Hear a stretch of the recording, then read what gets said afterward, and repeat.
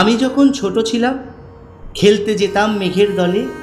একদিন এক মেঘবালিকা প্রশ্ন করলো কৌতূহলে, এই ছেলেটা নাম কি রে তোর? আমি বললাম কুসমন্তর। মেঘবালিকা রেগেই আগুন।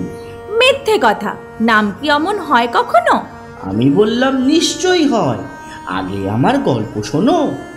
সে বলল, শুনবো না যা, সেই তো রানী, সেই তো রাজা, সেই তো একই ঢাল তলোয়ার, সেই তো একই রাজার কুমার পক্ষীরাজে, শুনবো না আর ওসব বাজে। আমি বললাম তোমার জন্য নতুন করে লিখবো তবে।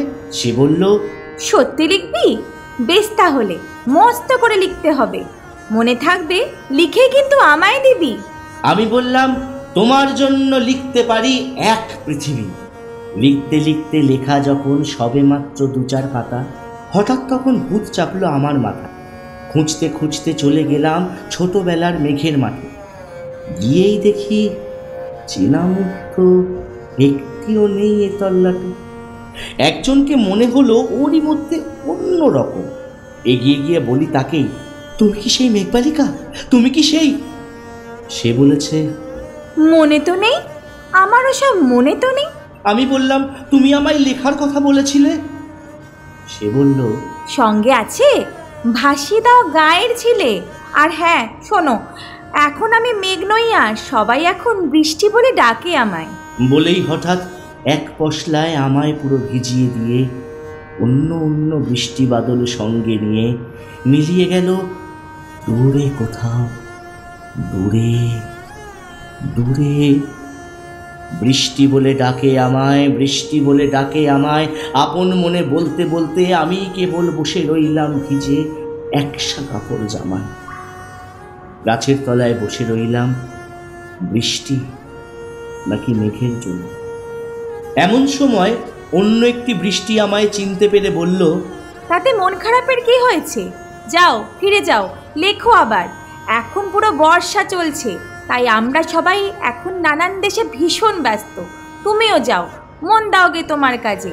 বর্ষা থেকে ফিরে আমরা নিজেই যাব তোমার কাছে।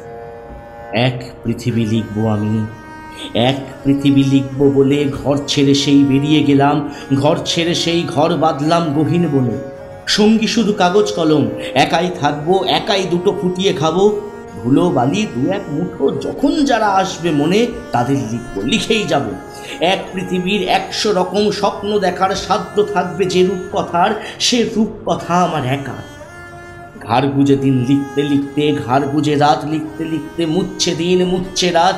যখন আমার লেখবার হাত অসাড় হলো, মনে পড়লো সাল কি তারিখ, বছর কি মাস, সেসব হিসেব আর রাখিনি।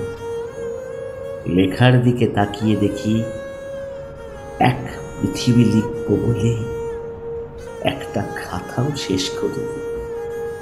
সঙ্গে সঙ্গে ঝমঝমিয়ে বৃষ্টি এলো খাতার উপর, আজীবনের লেখার উপর। বাইরে তখন গাছের নিচে নাচছে ময়ূর আনন্দিত। এ গাছ ও গাছ উঠছে পাখি, বলছে পাখি এই অরণ্যে কবির জন্য আমরা থাকি। বলছে ওরা কবির জন্য আমরা কোথাও, আমরা কোথাও, আমরা কোথাও হার মানিনি। কবি তখন কুটির থেকে তাকিয়ে আছে অনেক দূরে।